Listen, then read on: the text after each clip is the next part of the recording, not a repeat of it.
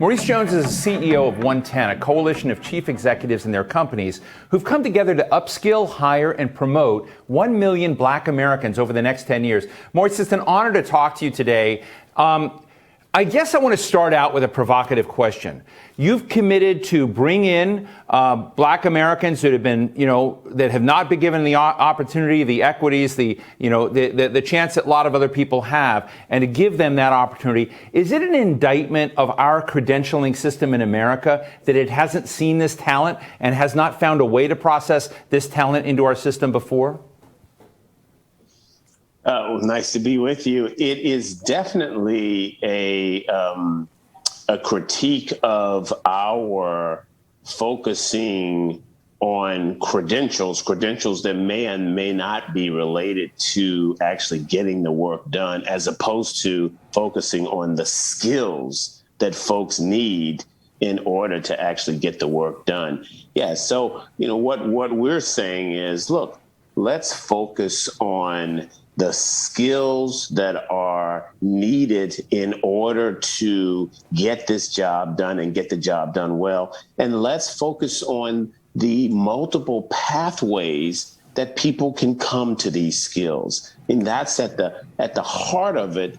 That's what we're talking about. We see this rather as an indictment. We see it as a huge opportunity to unleash genius that right now is on the sideline in our country, and that we need if we're going to continue to be a competitive player on the global economic front.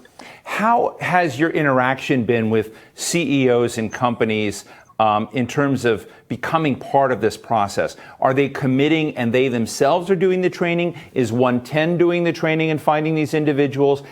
Can you give us a little of the nuts and bolts of how it works?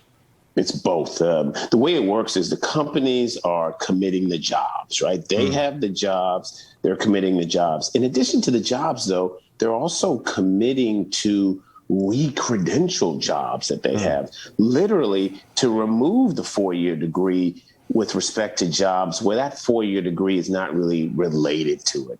They're also committing to actually becoming part of a community of practice that is teaching them, sharing with them best practices when it comes to skills first hiring, apprenticeships, how to create a culture in which black talent can thrive.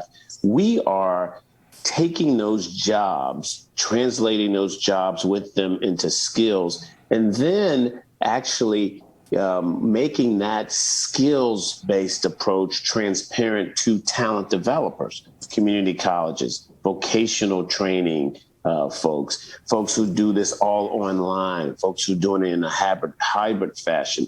The companies are both working with those training developers or those talent developers, and the companies are utilizing their own programs. So we're doing both as a strategy to actually get talent equipped in order to do this work. I should say one other thing, which is what we're talking about here is both hiring and promotions. So we're talking about new skilling and upskilling. We're using company programs and we're using third-party programs as well. I love what you're doing. I sort of often felt we needed something along these lines that, kind of pushed it. But I'll raise an issue with you. It's a little sensitive. So I've talked to human resource heads at big companies, and I said, why aren't you hiring, different, you're getting these people credentialed for the wrong things. They come in and, maybe they went to the right tea parties somewhere. But I guess the question is, a lot of the people, the systemic racism that has been part of America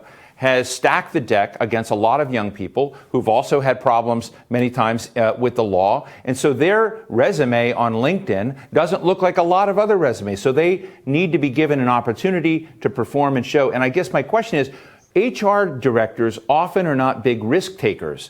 They're people who are sitting back and say, I want as little risk as possible. How are you convincing them to take risks on people that may not look like, somebody from Yale?